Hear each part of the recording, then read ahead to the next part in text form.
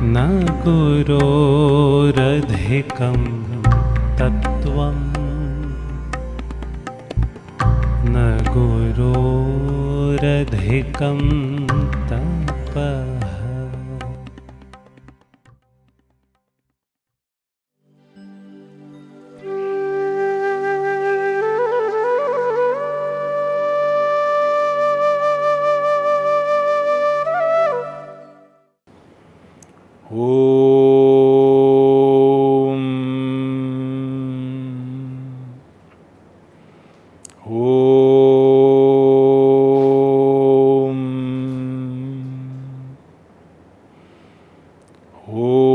Shri Gurubhyo Namaha. Hari Om.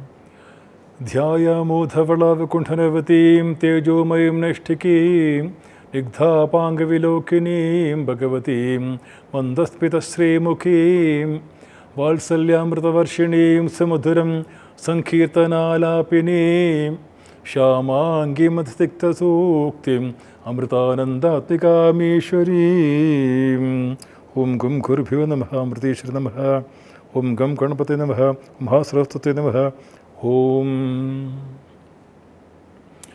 My infinite prostrations at the lotus feet of my Sadguru, Sri Mata Amritanandamayi Devi, Universal Teacher, Universal Mother. My humble pranams to all Amma's beloved children watching this program. In the past few weeks, we have been discussing the different topics under the title of Salient Features of Hinduism or Special Features of Hinduism. What is special in our culture? Different topics, beginning with, we can say, the Guru Parampara, we have seen. We have lineage of Guru. Then we have seen, we have avatar or incarnation. Whenever Dharma declines, Bhagavan takes a suitable form for that situation and he comes down to earth. That is avatara we have seen. Then we have seen Jivan Mukti. Our liberation is not going to heaven, but it is possible. Liberation is possible here and now by living this body that we have seen. And a very, very important topic we have seen is the Adipara Shakti, the goddess is the supreme being. That is another very important topic we have seen. Then we have seen that it is not by actions that we gain liberation. It is not because actions are limited. It is only by knowledge. So both good actions and bad actions both are limited. We go to heaven, then we come back. Then we have seen heaven and hell. They both are impermanent. All these topics we have seen. Now we come to a very, very important topic. Maybe the last two topics, they are, one is we will discuss a little more elaborately what is avatar or incarnation, and today we will discuss a very important topic which we call as Varna Ashrama Dharma. So in the chapter 4 of Bhagavad Gita, Bhagavan Krishna has said, Chaturvarnyam maya srishtam guna karma vibhakashaha. O Arjuna, I have created the Chaturvarnyam. The Chaturvarnyam is the four castes, which he calls the Brahmana, Kshatriya, Vaishya, Shudra. So that we will discuss. So that topic is Varna, Ashrama, Dharma. The Dharma, we have, as an individual, we have different duties. So first is we say the Brahmana, Kshatriya, Vaishya, Shudra. Then we have the other topic we call as, we start with Brahmacharya Ashrama, then we come to Grihastha Ashrama, then we come to Vanaprastha Ashrama, and finally we come to Sannyasa Ashrama. So these are the ashramas, 4 ashramas and 4 varnas or color, the different duties. So in the Varna Ashrama Dharma, when we look at the varnas, the four castes, we see Brahmana, Kshatriya, Vaishya, Shudra. And in the ashramas, the 4 stages of human life, we see it begins with Brahmacharya Ashrama, then we have Grihastha Ashrama, Vanaprastha and then Sannyasasrama. In both Varna and as well as Ashrama, we begin with the word Brahma. So we will first discuss what we mean by the word Brahma. The best example is we can see during in our ashram during Antyeshti. Antyeshti means when one of the devotees pass away, then Amma will come and then we will sit there, we will do some chanting, and we remember, we always chant, first we chant Amma's Ashtotram, 108 names, then we chant Bhagavad Gita chapter 8, if you know that very well, is Akshara Brahma Yogo Nama Ashtamo Dhyayaha. They say Akshara Brahma. So the Brahma is Akshara. Akshara means which cannot be destroyed, it is indestructible. Or we can say in all 18 chapters, we can say it begins and ends with Brahma Vidyayam Yoga Shatre. So Brahma Vidya, the knowledge which gives us the Brahma. Brahma means, literally it means Brihatvad Brahma. It is bigness, it is infinite. Bigness which cannot be measured, and that is the meaning of the word Brahma. And there also you can see, owing to lack of time, I cannot elaborate. They say in 8th chapter we say Akshara Brahma Yogo Nama Ashtamo Dhyayaha. It say the Arjuna asks Kim Tad Brahma Kim Adhyatmam Kim Karma Purushottama. He asks at the end of 7th chapter also, Bhagavan has mentioned of Brahma, Adhyatma, Adhyajna, the Karma, etc. So he asks Arjuna asks the Bhagavan Krishna, what is Brahma? So Bhagavan Krishna talks about Brahma. He says that the Brahma is Brahma just means infinite, the bigness which cannot be measured. So when we remember our Navaratri, it's approaching in another few months, we can say, in the 8th chapter they said Akshara Brahma. Akshara means which is destructible, and Akshara means which cannot be destroyed. Therefore we see in Navaratri the children begin with the Akshara Abhyasa. The Akshara means the alphabets. And then when the parents come with their children to the Guru and they say, "Oh Guru, oh Acharya, please teach Akshara to our children," the Guru will say, "Yes, I will teach them Akshara."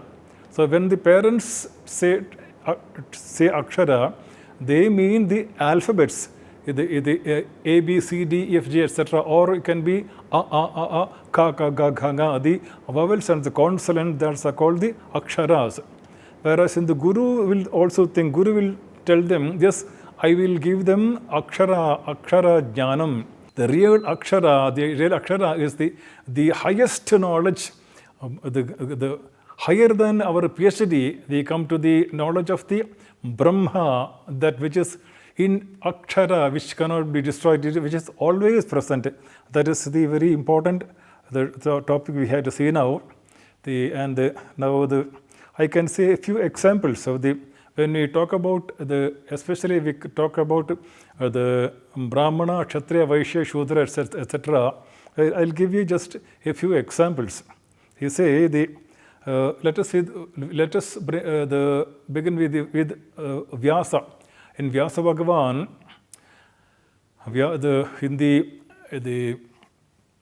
in the beginning of the Bhagavad Gita, the Dhyana Shlokas, the meditation Shlokas of Bhagavad Gita, it says about Vyasa, Namostute Vyasa Vishala Buddhe Pulla Ravindayata Patra Netra. He says Namostute Vyasa Vishala Buddhe. The Vishala Buddhi means there are two meanings. One meaning is, he said, Vishala Buddhi means one who is concerned about everybody's progress, happiness and progress. Vishala Manasa. He says like Amma has Vishala Manasa. She is concerned about the happiness of all beings, not only human beings, all beings. That is one meaning of the word Vishala Manasa, broad-minded Vyasa.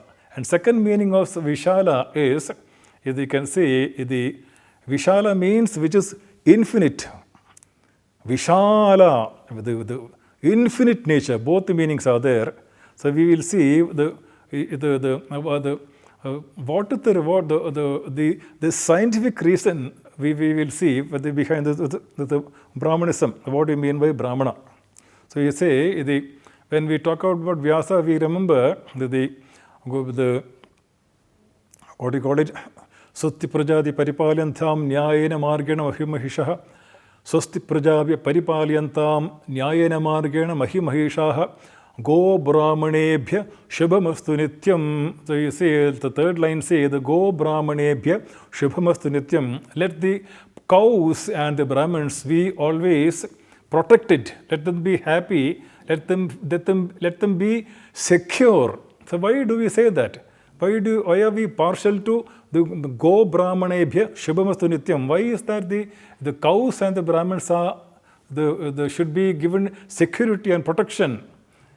Because the fourth line explains, go brahmanebhya shubhamastu nityam loka samasta sukhino bhavantu. Because they are in the mind of the real Brahman, he says, loka samastaha sukhino bhavantu. Let everyone in this world be happy. So that is the real Brahmana, one he who has seen that the whole universe is one vast cosmic family, and that is what we have to see. Now, two or three examples why we will see this.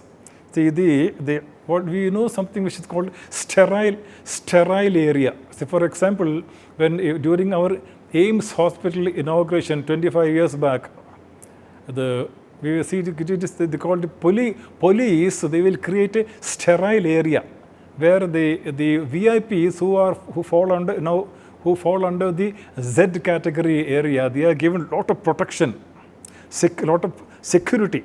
So it was the late Honorable Prime Minister Atal Bihari Vajpayee. He was inaugurating, and on the stage there were only the Prime Minister, our Amma, Swamiji and Swami. There were only 4 of them were allowed on the stage.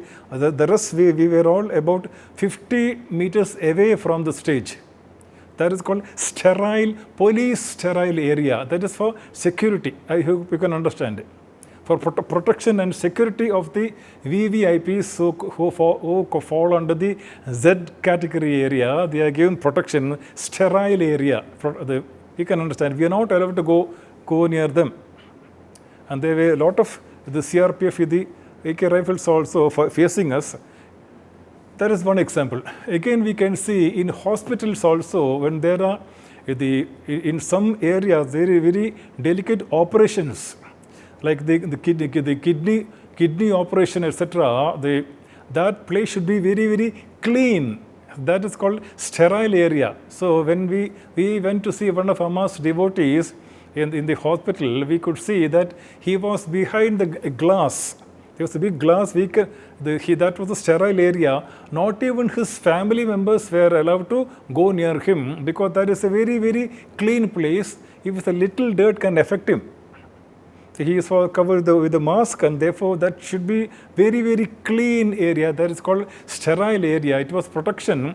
Even his family members were not allowed to go near him. So we can see police has a sterile area. Hospital has a sterile area. It is for the cleanliness and security and protection. In the same way, in the temple also, that should be very, very clean, the place. So see, our Shastras say, this sort of our Shastras say, only Amma can really prove it. You say we have something called this aura. We have a pranic body. So the priest who does the puja, he does a lot of what do you call it, chantings, etc., mudras, etc., we have seen. He purifies himself, and therefore that place where the devata, the pratishtha is there, that should be very clean. Therefore, that is why we are not allowed to go near them. So this is what my elders have told me. I am just telling you what my acharyas has taught me. I am telling you. we are told that every one of us we have this physical body, we have a pranic body also. Pranic body for the ordinary man, it will be around 6 inches. It will be like this, a pranic body. Whereas a person who does a lot of sadhana, the pranic body expands. So we can say in the case of Amma, Amma's pranic body, Amma's physical body is only 5 feet and only very small space only. Whereas Amma's pranic body, has so much divine power. Her pranic body fills the entire ashram. That is why when Amma leaves the ashram, suddenly the whole ashram becomes as if dead or very gloomy, because that divine vibrations are gone. Amma's body is a vast pranic body that she leaves. It becomes very, very gloomy. Many of our ashramites are saying, ഒരു ചത്ത അന്തരീക്ഷം, they say, അമ്മ പോയി കഴിഞ്ഞ് ഇവിടെ ഒരു ചത്ത അന്തരീക്ഷം, like the gloomy, very gloomy. So this is the meaning. That is why that is a scientific reason why we are at a little distant from the priest. That is what we mean by the Brahmana has to maintain a high degree of purity. And then again we can say I'll give another example like this. I think I mentioned some time back. When we go to Shabarimala, we know that usually in the olden days, now I do not know, in the olden days, in the 1970s, 1980s, when we used to go, we used to take at least 2 times bath. They say 3 times you have to take bath. After taking bath only we have to eat. We have to prepare our own food, pure vegetarian, and then we are called, everyone is called a Swami. So for that 40 days, we are living a typical Brahmanic life, a high standard of purity, brahmacharya. We maintain the married people also, they also maintain brahmacharya for 40 years because Swami Ayyappan is a brahmachari. That's the Brahmin life. So we know how difficult it is. Those who are non-vegetarian, to be vegetarian for 40 days, we know how difficult it is. After Shabarimala, when we are coming, then they are coming down the hill, they are thinking, after I remove the mala, to which non-vegetarian hotel I should go and what are the non-vegetarian item I should eat, they are thinking. Am I right? And therefore, you are, that Ayyappa Vratam, 40 days is the Pakka Brahmanic life. You are free to continue that Brahmanic life lifelong. But are you able to do that? Very difficult. Therefore, Brahmanic life is not easy. It is not for everybody. Please understand that. Brahmanic life is very, very difficult, and it can be practiced only by a few. Again, we see, when we come to this, we have the nuclear plant with the Baba Atomic Research Center, etc., where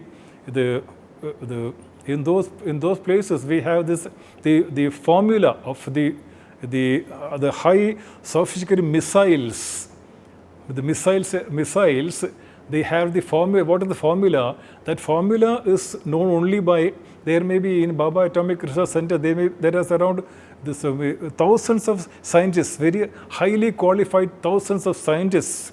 But the formula of that particular Brahmo missile, for example, or Agni missile, formula is known by only few top scientists. They will not tell you, because that's a top secret. In the same way, our mantras also are it is like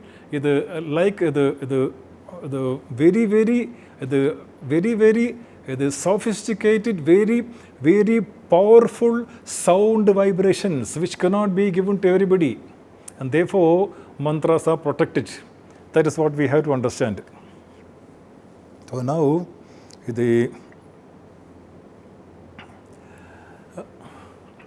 let me give you when we come to what you call it, the Brahmana, Kshatriya, Vaishya, Shudra, we can say the one simple example I can tell you. See, in the morning in our ashram, in the early morning by 5 p.m., we are all sitting together and we are chanting the Lalita Amma Sashtotra and Lalita Sahasranama, the Namavali. So there we are all in the high state of divine mood. There we are all Brahmins. We can see Brahmana, Kshatriya, Vaishya, Shudra, all four are inside every one of us. What we do in the thoughts and actions, we manifest what is necessary in a particular situation. So early morning when we chant Sahasranama, we are all Brahmins. We are in a very divine mood. After that, we come after breakfast. Now we have to lot of seva. Like for example, we went to Faridabad. After the archana, after breakfast, we started doing lot of seva. We become Shudra, manual labor, right? But we don't feel inferior because we are doing Amma's job. We do manual labor. We have become Shudras. Then in the afternoon, what happened was the Bangalore devotees and some other from Chennai, etc. We were sitting together. We were seeing that look how much Amma is spending on this Faridabad hospital, and then we can see there at the same time in Puri, Amritashri was going on. Amritashri means the free provision distribution to lakhs of women devotees. To lakhs of women devotees, Amma was distributing free provisions. So we were discussing, we should do something, we should create some kind of fund to support Amma's charitable activities. There we become Vaishyas. You're thinking of money, right? And then in the night, if a small group of people, I can openly tell you, we were thinking that in spite of Amma doing so much of charitable activities, there are people, atheists. In Malayalam we say Buddhijivigal. They can only criticize Amma. So we were thinking how to counteract them. So they become Kshatriyas. So in the morning we are Brahmanas, we become Shudras, we become Vaishyas, we become Kshatriyas. All four are they inside us. According to the situation demanding, we manifest and then we become one of the four. That is what we have to understand. And one more important point, let me tell you, a simple example. I think I already told this example some long time back. So the example is, this really happened, I happened to witness one of the long time back. In my neighborhood, a person, a rich man, he had constructed a very beautiful big palatial house, palatial bungalow, and after the housewarming ceremony, in the evening they were sitting outside in the lawn and they were having the evening tea. So there was a table, there are four or five people around. The owner of the house was sitting there, and they were on the table. They were snacks and tea. They were munching snacks and they were sipping tea. They were having the laughing and joking, and they were having a nice time. Suddenly, one person appeared. There was the carpenter. The carpenter, he had come, and we can see, if we go to these big houses, we can see how beautifully they have the carvings. You can see in our ashram also, we can see the stage door, so beautiful carvings. In wood, they have so much beautiful carvings. Statues also, so beautiful. So that we should know how to appreciate that, and we should know how to encourage that art. So he may be it's only a carpenter. So I may be an engineer, I may be a doctor, or I may be a CEO of a company.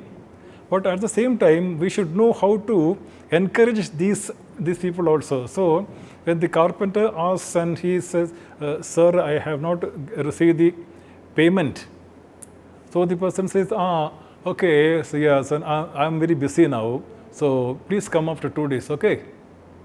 I'm very busy now. Okay, come after 2 days." So he was not invited to join them. So he went back. The carpenter, he was walking back home. He was feeling very sad. I was ignored because I'm only a carpenter. I felt humiliated. I'm feeling humiliated. I have done so much work. So they said casually, they told me come tomorrow, day after tomorrow, and then they left me. So it's not that I want tea. I have tea at home and I have snacks also. But they took me so casually. So I am feeling very sad. So I will educate my son and I will make him an engineer or a doctor so that in future my son will not face this kind of humiliation. So that carpenter, he trained, he educated, he spent the money, somehow he collected money, he spent the money on his son's education. The son finally he became a doctor. And so what happened? A beautiful craft died. With that parampara, that carpenter, his father, they were all carpenters by the carpenter parampara. So that ended with that carpenter's son became a doctor because he was humiliated. So see what happened now. So now let us ask our questions. Who is destroying our culture? Was it the Mughals or the British or we ourselves? Think. A beautiful craft called carpentry was lost, came to an end because the son of the carpenter became a doctor. Who is destroying our culture? Therefore, we should learn to appreciate when we see that beautiful, the carvings of the carpenter or any pottery, or we go to Tamil Nadu, not only Tamil Nadu, you can see sculpture. So beautiful, nobody can do that. Our Western devotees are amazed when they see so much beautiful things in India. They are amazed. They are wonderstruck. We go to Kalanilayam, we can see the varieties of drums, varieties of dance. So when we come to this festivals like Onam, etc., the varieties of dishes, so many varieties of payasam. They are wonderstruck. We have so much variety. Our culture is so rich. And therefore, let me Brahman or Kshatriya or Vaishya, Shudra, all of them have a very, very important place in our society. We should encourage them. Just one beautiful story I'll tell you. I remember very long time back, I happened to hear that. When I was in my native place, I was part of an orchestra. We used to before we had our before one important program, the anniversary, our 7th anniversary, we had gone for collection. So we met with a very, very cold response. We were sometimes very insulted. So when we came back and our secretary, the orchestra secretary, he said on the mic, he said, please do not do this. Please encourage us in our music. Music is something which can really soothe our mind, which can give a lot of peace for our mind. Therefore, please try to encourage us this art of music. We had a very bad experience when we went for collection. When he said that, the chief guest, he was a very good speaker. The chief guest, when his turn came, the chief guest got up and he related a very beautiful incident. He said, we remember we have a king by the name of Ravi Varma. We know that he was a very beautiful in painting. He's a master painter. So he was walking in the palace in one particular place. There he could see there was a very, very expert sculptor, a genius of a sculptor. So he was lying down, and the pillar, the different shade of pillar, It can be a narrow pillar and suddenly it become very, very broad. So he was lying down and inside he was chiseling like this. So he had one assistant. So once in a way he will say, Ada. He will stretch his hand, he will say, Ada. So what the assistant will do is, assistant will take the betel leaf, spread that the chunam, then the betel nut, then he'll make it a pan, and then he'll give it to the sculptor. So the sculptor will take it, then he will eat it. And we'll chewing and we'll just going on like that. After some time, the assistant went away to get something. The king happened to come and he was amazed. The king sat down. He was watching, my God. He watched and watched. After some time, again the sculptor said, Ada. So the king knew the habit. The king took the betel leaf, then the chunam, and then the betel nut, he folded it into the pan and he gave it to the sculptor. The sculptor ate it some time. Suddenly when he looked, when he saw that this was a different person, suddenly he came out and he saw he was the king. Tirumeni, Chamikane, I did not notice you. The king said, of course, what is wrong with that? Yeah, I was admiring your sculpture. I have never seen such wonderful sculpting. You see how the king was encouraging that art. He never thought that I am a king. How does the little fellow ask me, Ada? He forgot about that. That is how we have to protect our culture. So whether we are big or small, let us forget about all things. Therefore, we will. There are so many other points also. For the time being, we will stop here and then we will continue in the next session. Om Amritageetananda. Om Lokaha Samastaha Tikino Bhavantu. Om Shanti Shanti Shanti. Om Sri Gurubhyo Namaha. Hari Om.